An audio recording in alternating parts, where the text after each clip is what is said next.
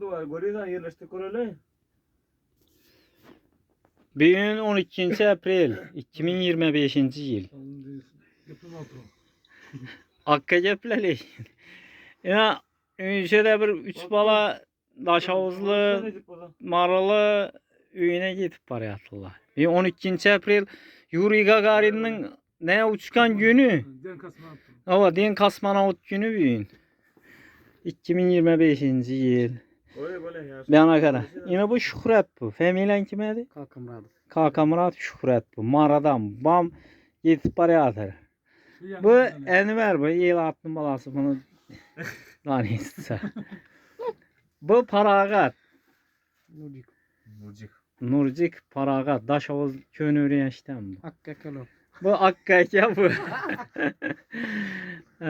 Neden? Aktepe'den Daş havuz. Femilen kime? Sapar. Seyit Muhammed. Bu da Dahan bu. Brigadir. Bu Oppak Tolkun Kliçeviç.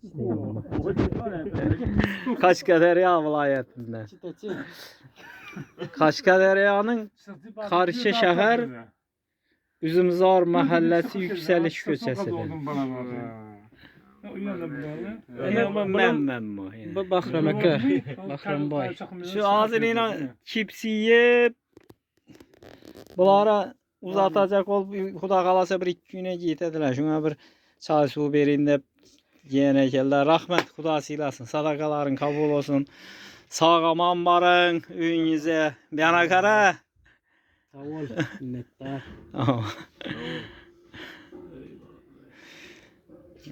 Şimdi gepler. 2025 yıl 12 April.